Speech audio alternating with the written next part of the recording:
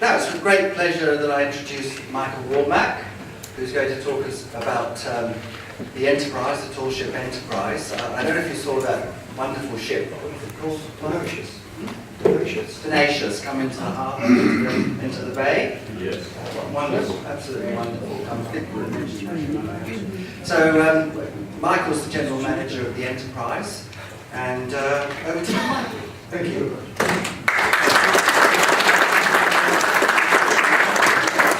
Thank you, gentlemen, and thank you for the jokes this morning. Was that you, sir?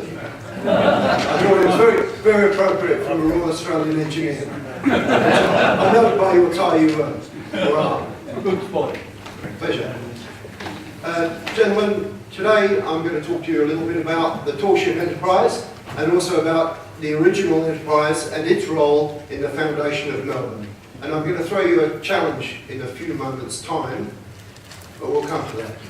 So have a think about who you think were the founders of Melbourne or the founder of Melbourne. No answers yet, thank you.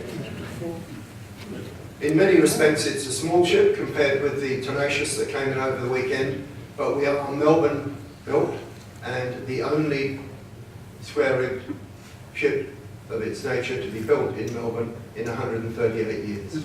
That's sort of preempting some of the things we'll be talking about later, but that's an important thing for us to be proud of. It's a proud ship, and we've got about 150 volunteers who man the ship and serve the community of Melbourne and the community of Victoria with sales and the opportunity to experience something of what sailing on an 1830s style of ship was like.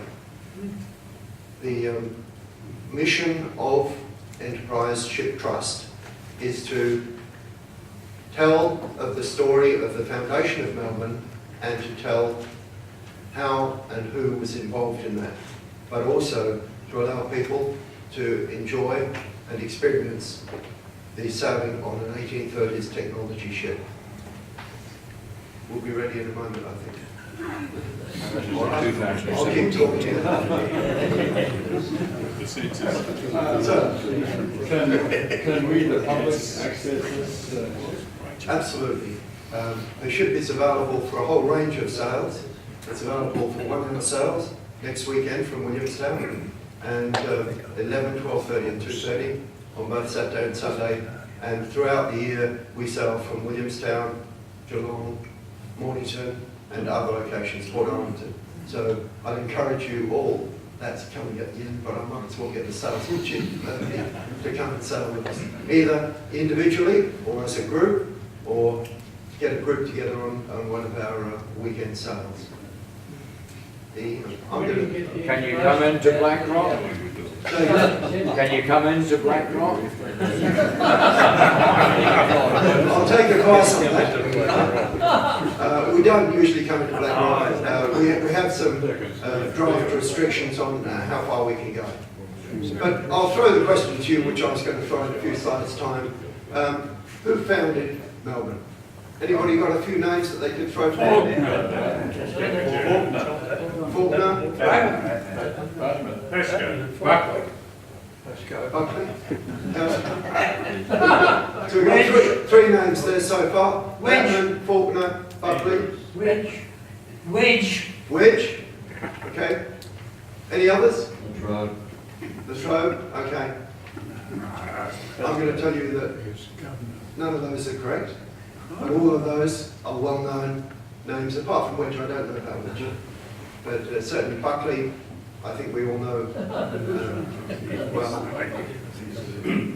The foundation of Melbourne started with, I guess, the settlement at Sorrento in 1803, where John Pascoe Faulkner was a 10-year-old boy. His father was a convict and he was at the settlement there. The settlement at Sorrento failed due to lack of water. The lack of water was a problem for them, and they then went on to settle into Hobart, moved all the convicts down to Hobart and established Hobart, and then Launceston, and then Georgetown in the north of Tasmania. John Pascoe Faulkner was one of those people involved in the early settlement of Melbourne and a critical man in the settlement of Melbourne. As to a certain extent was John Patman, but if I say that neither of those were on the first day of settlement of Melbourne, we'll sort of challenge that one. The other names that you came up with, Wedge, Buckley, William Buckley. Who knows about William Buckley? Everybody's heard about William Buckley? You went, no idea. So, he escaped from the convict settlement at Sorrento in 1803 and lived with the Aboriginal people for about 30 years. So that's... So gentlemen, the original Enterprise was built in 1830 in Hobart, and in April 1835 it was purchased by John Pascoe Faulkner, and in July 1835 he commissioned the ship and 5 crew and himself and 9 settlers to set out for Melbourne. He was stopped at Georgetown in the north of the Tamar because his creditors wouldn't let him leave the state or the colony as it was then. So nothing's changed, the old creditors still get you by what's its name. On the ship came across with 9 settlers and 1 lady called Mary Gilbert. Her husband, James Gilbert, was a blacksmith on the ship. So today we're going to talk about the founding of Melbourne, the original topsail schooner, who was and were the founders of Melbourne, building the replica Enterprise, and the current operations of the Enterprise, maintenance and layout program, and future sailing. We've covered some of those future sailing events at the moment, but we'll go into those in more detail. It took the original builders of the Enterprise 6 months to build it. The current Enterprise took 6 years to build. So things have improved dramatically. Building techniques have improved. The original Enterprise was apparently about 1.5 feet longer on one side than the other, so there wasn't necessarily the skills and the precision in developing that there is in the current one. The current ship was built over 6 years from 1991 to 1997. What was the timber they used to build it? The original, Where did they get the timber from? oh, the timber would have been human pine and a whole bunch of things.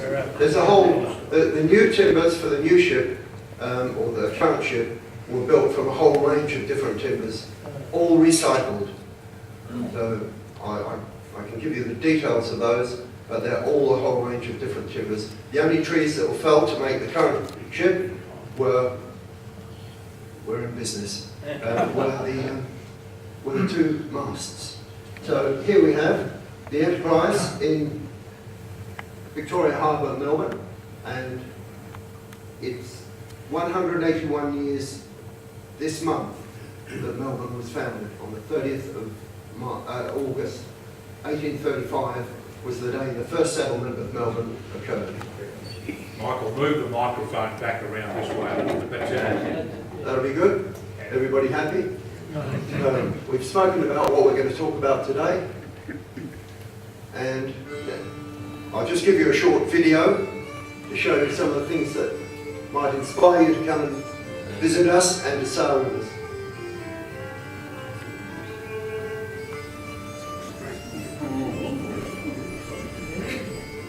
What sort of speed do you get? For those nautical speed fanatics, we can do 8 knots.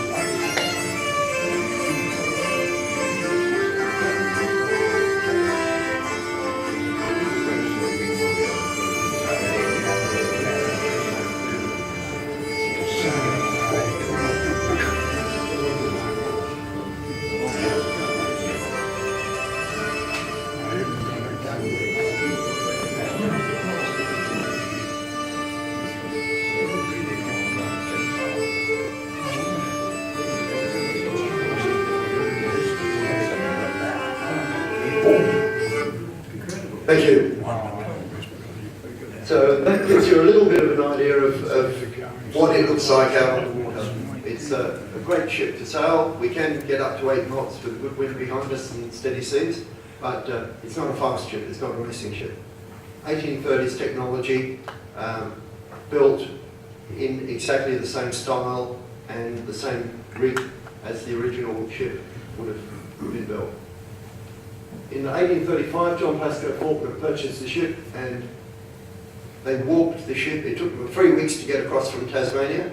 Mary Gilbert, who was on board, was 5 months pregnant at the time, so she gave birth to the first white child in this part of the world. So that's an important thing, because when we look at perhaps who can claim to be founders of Melbourne, we spoke about John Batman, John Pascoe Faulkner, William Buckley I had on my list, Human Hobble, David Collins, Mary Gilbert, George Evans, John Lancy. The person you mentioned, where was it? Wedge. Wedge. W-E-D-G-E. Okay. Yep. I'll have to add him to the list for future reference. Okay. John Batman wasn't here on the first day of settlement. He came across from Tasmania, or Van Diemen's Land as it then was, and looked at a place to graze sheep, and that was the main motivation for the settlement of this part of the continent. The cost of land in Van Diemen's Land had increased, and the land grants were becoming too expensive. So they were looking for pastures over here. The sealers and the whalers who'd been along the coast here had actually identified that there was good pasture over here, and they decided to come over here, and without authority from the government in Sydney or London, to see what they could find. They were adventurous, and John Batman's party, he left 2 people at Indented Head, just near Port Arlington. They had come, they'd sent a rowboat up the Yarra River and had identified that there was fresh water upstream at a place that we'll come to talk about in a moment. John Pascoe Faulkner, as we've said, was a convict, a convict son at the penal settlement at Sorrento, and then went over to Van Diemen's Land, established a pub, a newspaper, and a whole bunch of things in Launceston, and was a very successful businessman. He and a chap called George Evans, when they heard what John Batman had been up to over here, decided we better go and have some of that action. So they purchased the ship. William Buckley, well, he wasn't the founder of the Melbourne, but he was instrumental in communicating between the Aboriginal people and the first white settlers. So he fulfilled a very important role in that early days of settlement. So while he was a convict, probably nowadays he'd have had a good behaviour bond for 6 weeks or something, but in those days I don't know quite. He died over in Van Diemen's Land after he'd been granted a freedom. Human Hobble, well, they bypassed what is now Melbourne, and they ended up at Geelong, and that sort of, well, not Geelong, but that area. David Collins, he was in charge of the settlement at Sorrento. Mary Gilbert, I reckon she's got a pretty good case to say she was part of the foundation of Melbourne, because she gave birth to the first child, white child, that was part of the settlement. Until you've got the next generation started, I'd say Mary Gilbert's got a claim to it. George Evans, when Melbourne became too busy, he went up to a place that is now called Sunbury and established a homestead called Emu Bottom. I don't know if you've heard of Emu Bottom. Many of you will have done, many of you will have been there. Emu Bottom is currently owned by a chap called Hedley Elliott and his wife, and they are the chairman, or he is the chairman of our foundation. And it was his idea to develop the current ship Enterprise. John Lancy,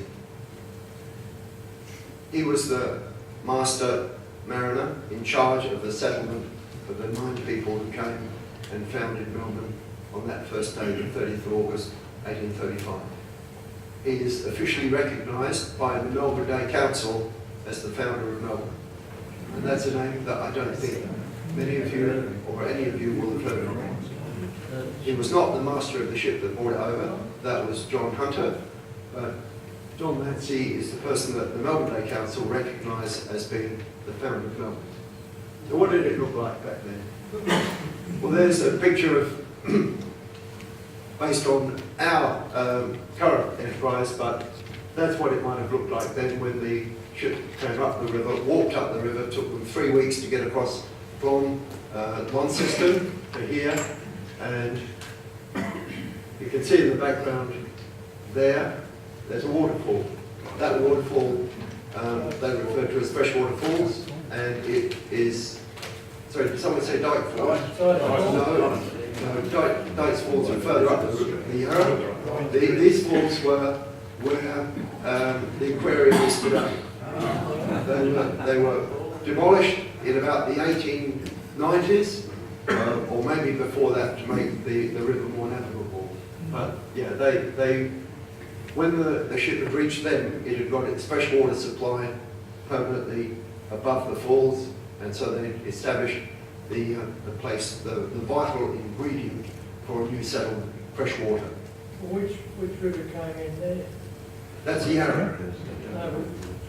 Oh, okay. So the The wheel was across the Yarra. the falls were across the Yarra. Yeah. So where the aquarium is today, there's a it was waterfall. It wasn't built. And next to the aquarium, there's a park called Enterprise Park. And before any of you say, why have you spelt the name Enterprise wrong, with a Z instead of an S, I'll just say that's the name of the ship. Get used to it. That's how they referred to it in 1835, and we're not changing history from that point. I think there were some versions of it where it was referred to as Enterprise with an S, but we're sticking with the Z. So that may be a scene, and we'll go on here. That's a quote I like. "Build me straight, O worthy master, staunch and strong, a goodly vessel, that shall laugh at all disaster, and with wave and whirlwind wrestle." That was Henry Wadsworth Longfellow, and that was behind the building of the current Enterprise. It was built so that it gave people the opportunity to sail a magnificent 1830 style ship. Whoops, I'll go back.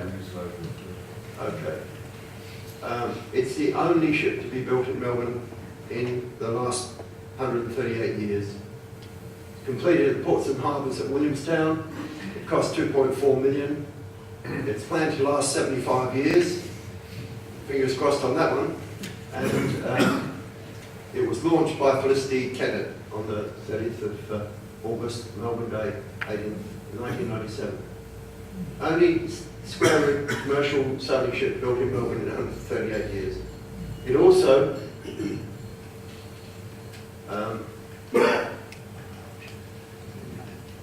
okay, I'm going back. Up there, we fly 3 flags. We fly the Australian Red Ensign, the Victorian State flag, and that flag. Anybody know what that is? Any clues? No, it's not the Victorian flag. It's the City of Melbourne flag. That's only flown, as I understand it, in 4 places. On the Town Hall, the Mayor's Car, at Enterprise Park, where the first foundation occurred, and on our ship. So, I'd just like to put that claim to fame. So that shows the 4 main sheep sailing at one. Okay. The ship is traditionally rigged, which means the rigging is made of hemp, imported from Holland.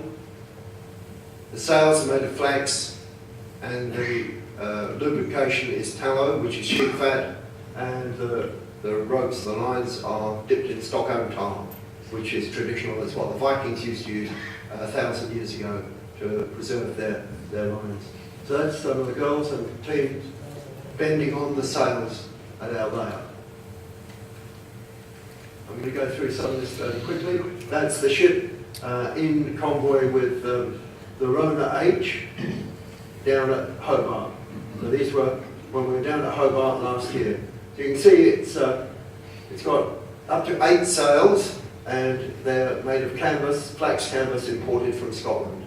The sails are made here, but the cloth comes from Scotland. That's a group of people climbing the rigging, and we can take up to 45 passengers on a 1-hour sail or evening sail. We can take 8 passengers overnight, so when 8 of you get together and decide you'd like to come for an overnight down to Geelong or Mornington, let us know. We'll be very happy to have you aboard. Bring your sleeping bag, and you can have exclusive use, the 8 of you, for our accommodation. Breakfast included?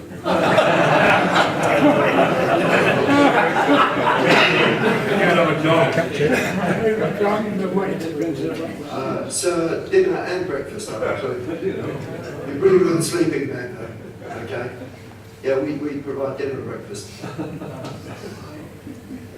And that's one of the sort of beautiful scenes that you might see from the ship as you sail through the Port Phillip Bay. We go further afield. We go to Hobart in February next year, and we will be opening up for bookings for any of you adventurous people that might like it. What are you doing that for? We do that as well. Bass Strait is nothing. It's just water, isn't it? Nobody's. I expect there's lots of sailors in this group, but yeah, you all know that Bass Strait is calms and non. Very occasionally. So the organisation of the Enterprise Ship Trust is it's a legal entity which is a not-for-profit charitable organisation. So we conduct sales on behalf of the people of Victoria, and we love the people of Victoria, as in the state government gives them funds to help us do that. But at the moment we've got a hat on for them. The City of Melbourne recently were approached and they declined, but although we carry their flag to Hobart and elsewhere to represent them, we're still working on them. We have 4 paid staff, including myself, a purser and 2 captains, a new one starting today, so that will be very good. We have a volunteer support committee, which is advisory and volunteer crew. We train the crew from being trainees with no experience at all up to being coxswains, and eventually some of them will go on to get the Master 5 qualification. We also have a shanty band, a sewing group, and a, I guess, period costume lady who develops that. The overall length of the ship is 16.1 metres or 53 feet. Overall length 88.6 feet. Beam 18.4 feet. Draft 10 feet. I'll go in feet because I think we're all familiar with that. Height to mast to deck 58 feet. Mast to water 62. And she weighs 72 tonnes. Sail area is 2,000 square feet. And we've got a Cummins 6-point diesel motor. Yeah.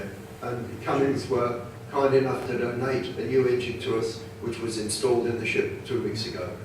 So the ship will, in half an hour, be going for its first sail with that new engine. So fingers crossed. Okay, we've got a video here. One of the things we have done is to gone out to the community and say, what can we do to help the community? And one of the things we looked at was a sale for deaf children. And we arranged for, through the good fortunes of the RACV Foundation, we were able to get a grant for $16,510 to take 153 deaf children and their staff for a sale on the Enterprise, or a series of sales. Some, the little ones, went out for an hour and a half, and some of the older ones, the 18, 16, 17-year-olds, stayed on board overnight from a journey or voyage from Geelong to Melbourne, slept on board overnight, and they were deaf scouts, so that was pretty special. So we're just going to show a few short videos about that and the impact that had. This ship Enterprize, Melbourne's tall ship, and a reproduction of the original Enterprise, which was a ship in 1835, the first port, the first British settlers to start what became Melbourne. The RACV were very generous in providing funding to allow us to take up to 150 deaf children from two deaf schools, the Furlong Park School for the Deaf and the Victorian College for the Deaf. Without funds from the RACV Foundation, it just wouldn't have happened.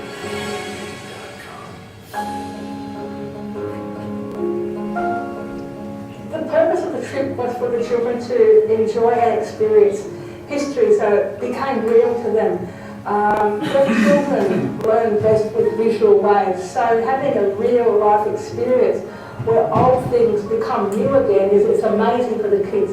They had a fabulous time learning about the ropes, pulling up the sails, climbing the mast, watching their teachers climb up the mast with a big laugh, going on the ocean, the movement of the boat, the rudders, the wheel. It was just an awesome experience. None of them had been on a boat before, let alone on a tall ship before. And when the children came back, all they could talk about was the excitement that they had felt on the boat. And it was pretty wonderful. Having that opportunity to see things real, to touch, to see, to experience is the best way to get kids to learn. All that excitement just came real for them. The Enterprise boat was an amazing trip.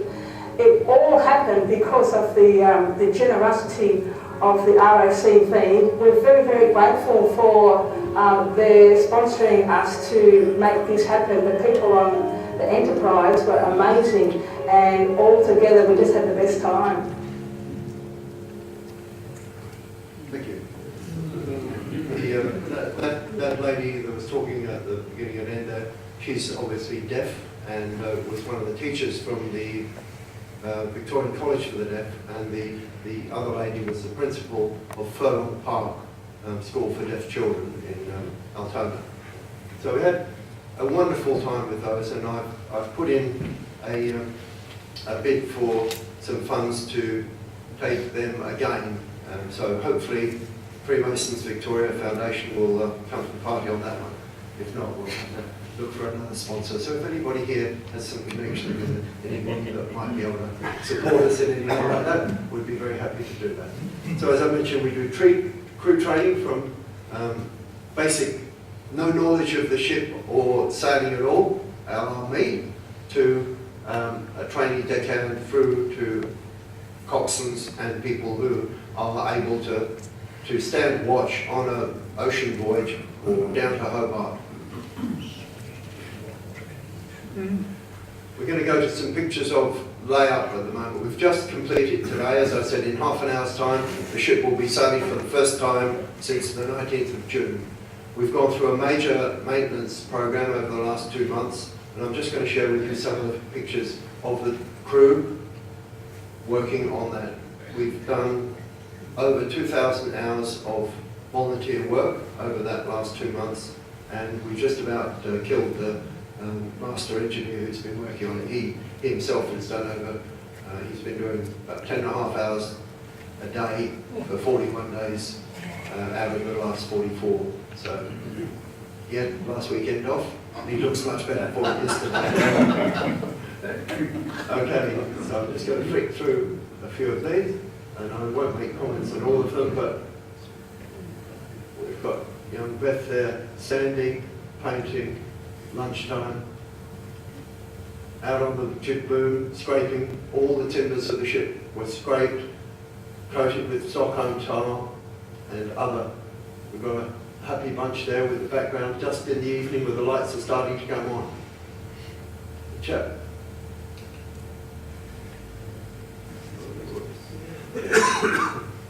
Painting the anti-foul paint on the ship and the cords.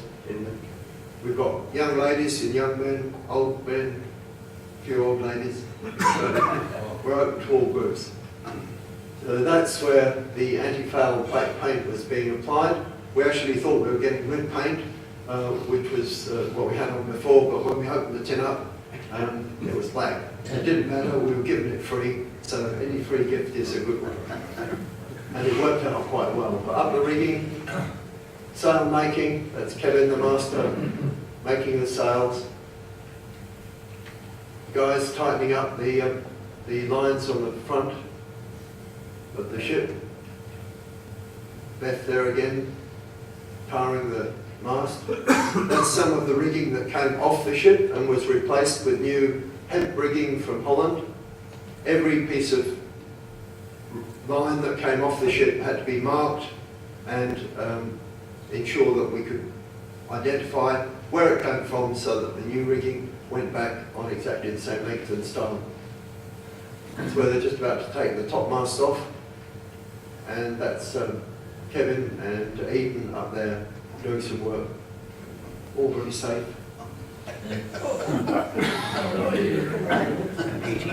And here we have some others scraping down and the spars on the ship and putting new leather.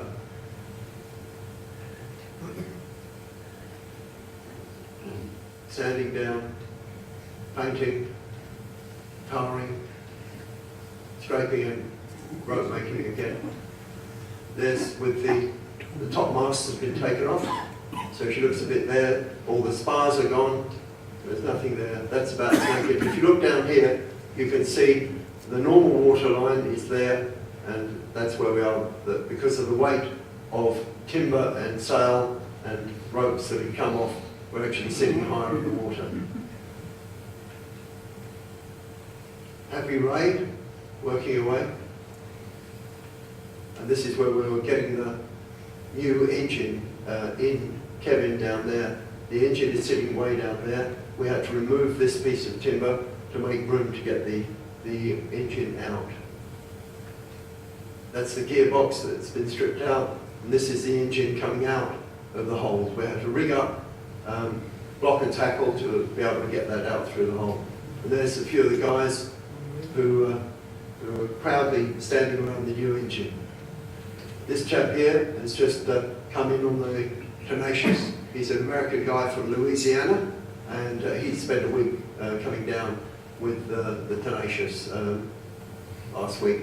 He spent 53 days on it previously. So up there, working again, a lot of work, and of course lunch. We didn't have pies every day, but they were probably on the agenda more than most days. There's the sails that are off, and we need a lot of room to be able to work on the sails. That's the ship in the Duke and Oars slipway where it was taken up. And just to take the ship up there for a week was $20,000. And that's not counting the Igor who came over from Perth to do some of the rigging. The bobstay, which goes from there to there, that one there, is a single strand of wire. So we had to buy 40 metres of wire to make, strip out one strand of it so they could wrap it round and round and round to become the bobstay. Painting the lane pins, again, everything had to come off and be worked. Okay. How often do you have to do this? We have to do, maintenance is an ongoing, continual thing, but this is a major layout. We have to do this every second year. We take the ship out of the water every second year. 2 years ago, the masts came out completely, and this year, new engine, new rigging, new, just about paintwork on everything. So, yeah, huge amount of work. 2,000 hours of volunteer work, plus about 450 hours of master engineer's work, and a lot of money, some of which is yet to be paid. We've just got the bills for 20,000 to take the ship out of the water. So altogether, we estimated that this layout will cost us about $70,000. Current operations, we have public sails around Port Phillip Bay, 1 hour sails from Williamstown, Mornington and Geelong. We do overnight sails down to Geelong and down to Williamstown, down to Mornington, and we also do longer voyages down to Hobart next February. So, How much? How much for, I'll start off with the good news. For a 1 hour sail, for an adult it's $35 for an hour, but for seniors and concession holders it's $30 for an hour, and for children $20. Children under 3 travel free. So you can experience an 1830s experience for $30, gentlemen, or if you really want to economise, come to us during Seniors Week and we'll do it for 25.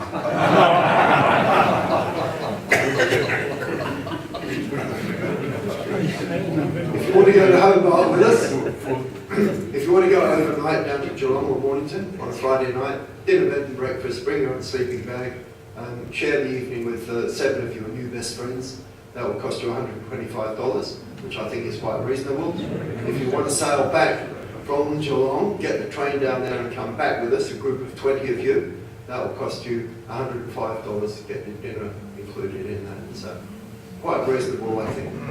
Going to Hobart next February, we've got 8 spots available. We're going to the market very soon. That will cost you about $2,500. It's not a cruise, it's an experience.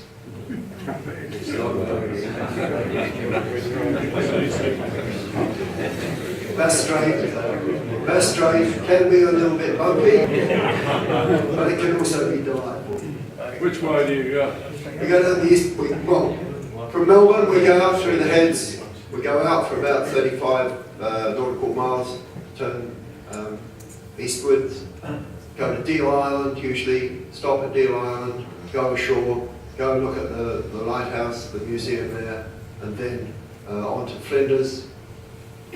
We may stop at Flinders and then we go down the east coast of Tasmania via Glass Bay. They stopped at Port Arthur coming back but not going down. Going down was a bit bumpy last time. So while the master stopped at Deal Island, he anchored at Flinders but didn't let the people off because he knew that they wouldn't get back on. So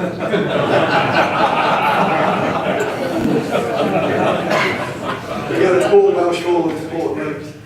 This area, coming back from Portland last December, Viking Island, we brought 8 schoolgirls from Furbank Girls Grammar School on board. They were on board for 8 days, Viking Island, and they had a wonderful experience. Next month we'll be taking a group from the Peninsula School on a bay 5-day adventure in Portland Bay. We do weddings, we do ashes scattering for an organisation called Bereavement Assistance for the poor and homeless of Melbourne. And we do corporate sales, so any of you gentlemen that have a Christmas party or a function, birthday party, I know you are, but you all have connections.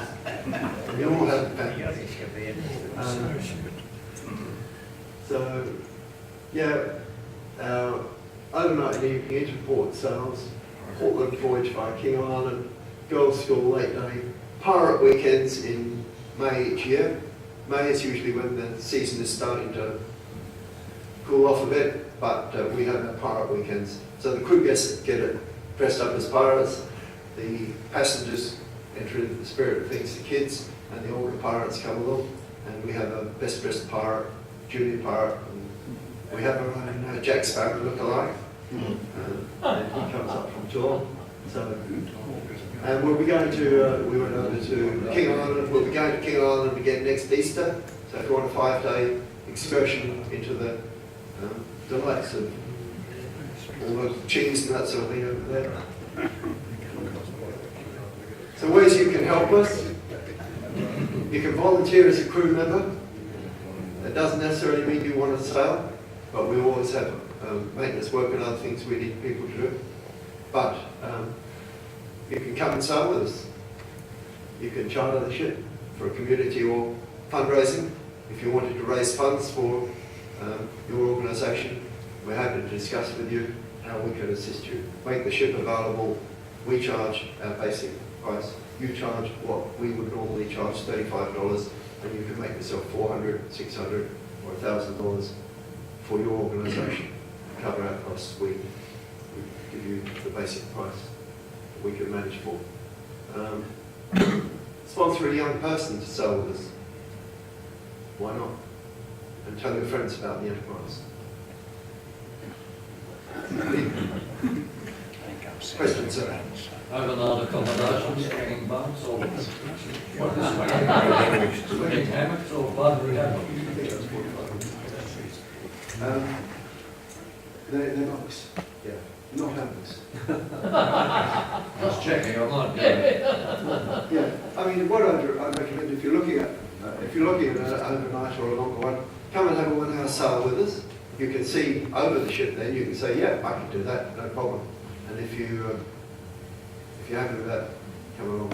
And the seasick pills are free, is it? We don't have seasick pills, but we do have ginger. So, and that's free. That's You not. don't have stabilisers.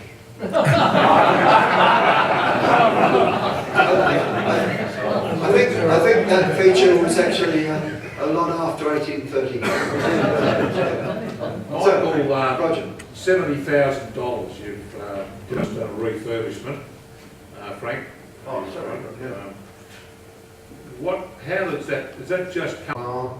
River bar of the Richmond River in New South Wales, and loss of 2 crew. And as we all know, nothing good comes out of New South Wales.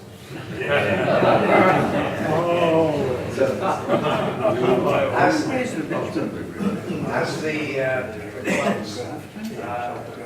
organiser of outings, I think this would be an excellent outing for us to have in January, when hopefully the weather will, at least it will be warm, and we would hopefully get enough people to book out the whole of the boat. Would that be okay that we actually take such a trip? And what happens if the weather is not suitable for sailing at the time? It could be that there are days when there are problems. We would be delighted to have Probus come and sail with us. The weather is always good on the Enterprise. It's sometimes good and wet, sometimes good and bumpy, sometimes good and cold. The only reason we won't sail is with gale force winds. Gale force winds. So strong winds is fine, but we won't set sail with a gale force wind, but we will continue sailing with gale force winds. We'll talk to you at lunchtime. How many crew do you need to sail the Enterprise?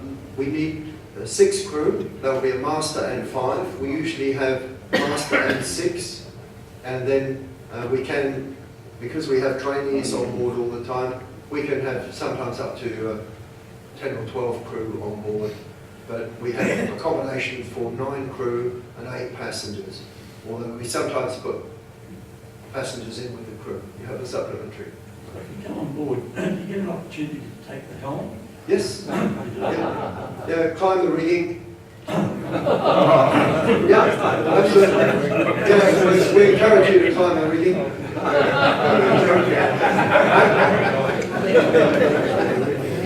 You're harnessed on and have one of our people go up with you. How many lifeboats on? Sorry? How many lifeboats for those people that fall off the rigging? Nobody ever falls off the rigging.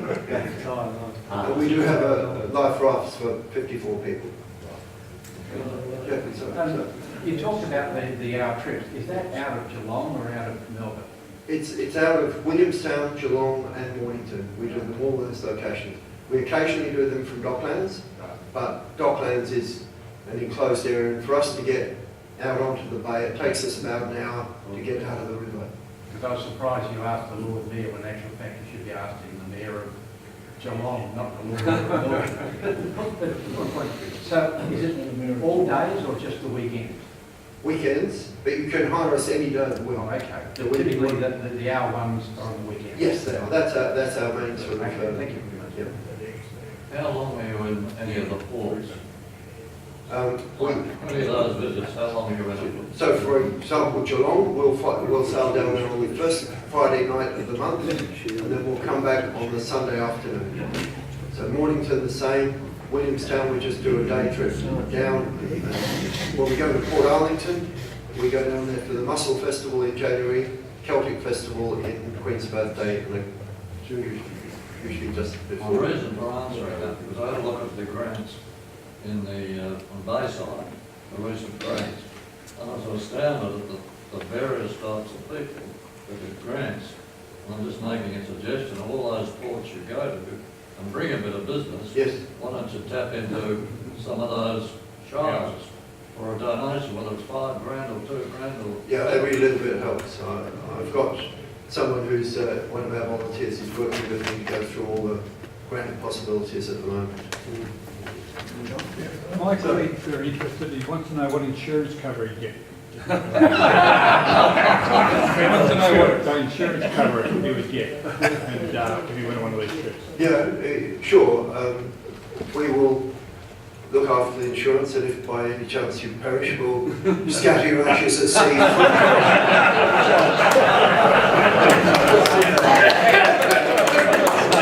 Looking forward to that.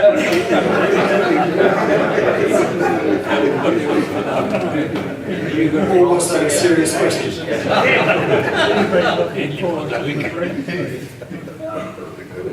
other questions? I've got one. Who's interested in an overnight? Anyone interested in the overnight? We need 8 people. Oh, yeah. Yeah, for the up to 8. An overnight bed and breakfast. You know, cheap, £125. Honey stay. You do it during seniors week, Sunday up to 5. That's on the way back. That's not an overnight on the way back. We can take 20 on the way back, for example. Let's see your hands go. No, there's a couple. The young another 4, right? That's true.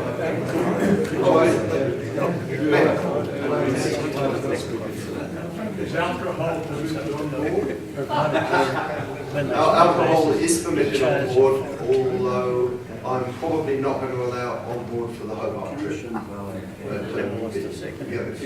if you want to bring alcohol on board for an evening or whatever, that's absolutely fine. But I think I'm not going to allow it for a trip to Hobart. That's a good idea.